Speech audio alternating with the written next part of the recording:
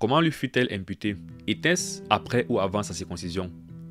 La réponse est que c'était avant, non, vu qu'il n'était pas encore circoncis. Donc avant qu'Abraham ne soit circoncis, Abraham était déjà déclaré juste. Étant maintenant déjà juste avant la circoncision, après maintenant vient la circoncision. Maintenant, à quoi donc a servi la circoncision plus tard? Il était juste. C'est comme quelqu'un qui dirait, si tu me dis que c'est la foi qui me sauve, à quoi donc ça sert de faire les œuvres qui viennent après?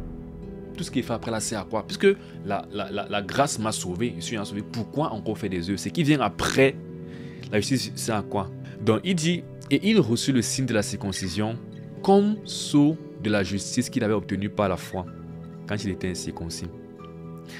Donc un sceau, c'est une marque tout simplement. C'est comme l'évidence extérieure d'un truc qui existait déjà mais qui ne se voyait pas, qui était intérieur. Donc il reçut le signe, d'où le mot signe, un signe, c'est ça non? Le signe dans la circoncision, c'est un signe, c'est un symbole. Comme sceau de la justice qui avait été obtenu par la foi quand il était incirconcis. Donc étant incirconcis, étant sans œuvre, il a reçu la circoncision. Pourquoi? Il a reçu la justice. Pourquoi? Parce qu'il a cru. Donc il n'avait encore rien fait. Comment il a fait pour être juste? C'est la foi qu'il était imputé à la justice. Maintenant, on va faire un petit arrêt pour parler un peu de cette notion de signe et un bon parallèle avec nous en tant que chrétiens aujourd'hui, qui est le signe du baptême. Et qu'on parle de la nouvelle alliance. Avant d'avancer, voilà, la circoncision ici là, comme on dit, c'est un signe d'une réalité antérieure existante. Cette réalité, c'est quoi? C'est pas par hasard que le signe de la circoncision en fait. Quand tu circoncis l'organe, ce que tu fais en fait, c'est que tu purifies l'organe. Puisque le prépuce en fait, il retient souvent des choses. Hygiéniquement, garder son prépuce en fait n'est pas avantageux hygiéniquement.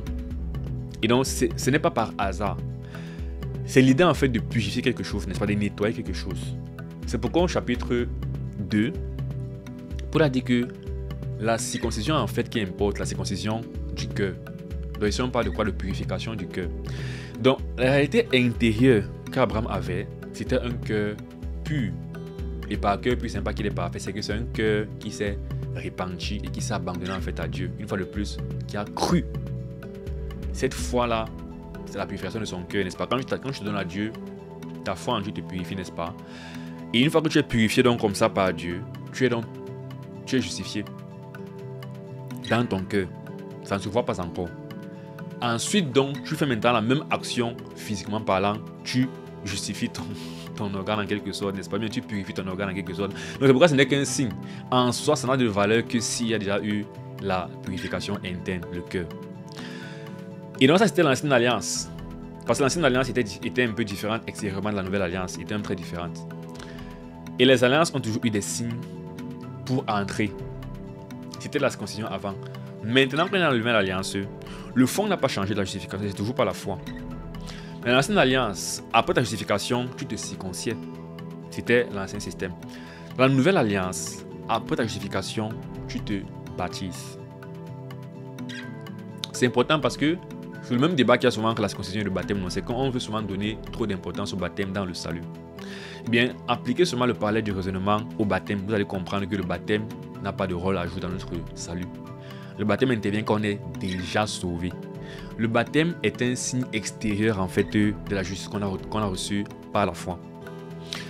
Et pour preuve, même pas que pour preuve, je veux dire c'est clair, mais on va juste lire notre passage dans ce sens qui parle du baptême. C'est 1 Pierre 3 verset 21 qui explique au fond ce que c'est que le baptême, n'est-ce pas?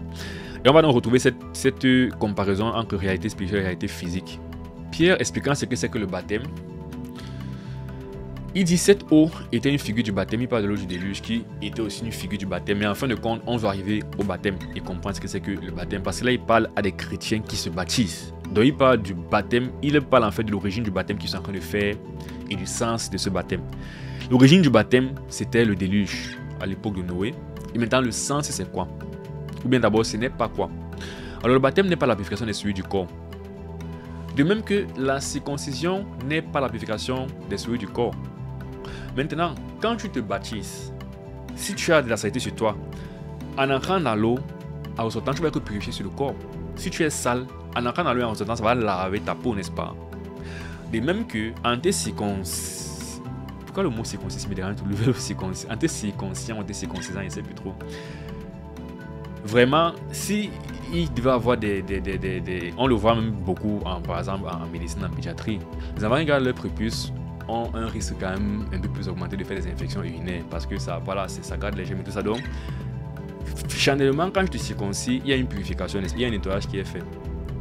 Maintenant, il est en train de dire que c'est vrai qu'on voit un truc charnel qui se fait, mais ce n'est pas en fait ça la réalité. L'important, c'est ce qui compte dans cette action que tu fais finalement. Parce que cette action est un symbole d'un truc spirituel. Et dans le baptême n'est pas la purification des souillures du corps. Mais qu'est-ce que c'est alors? C'est l'engagement d'une bonne conscience envers Dieu. C'est ça, non? Il parle de foi. L'engagement, c'est la foi. Et maintenant, il spécifie dans quel sens. Parce que ce n'est pas que je crois seulement que Dieu existe comme ça en l'air. Ça sera toujours lié en fait. Parce qu'on parle de l'évangile depuis. Rappelons-nous de ça, rappelons-nous de cela. Donc de la foi en la mort et la résurrection de Christ pour le salut. Donc cet engagement-là, c'est sur la base d'un message qu'on a compris, où on nous a parlé de Jésus-Christ. Et sur cette base, on s'est engagé envers Dieu. On a dit, Dieu, je vais croire ta promesse qui est que ce Christ dont on me parle, qui est ressuscité, me sauve. Donc, c'est l'engagement du monde conscience envers Dieu qui maintenant nous sauve par la résurrection de Jésus-Christ.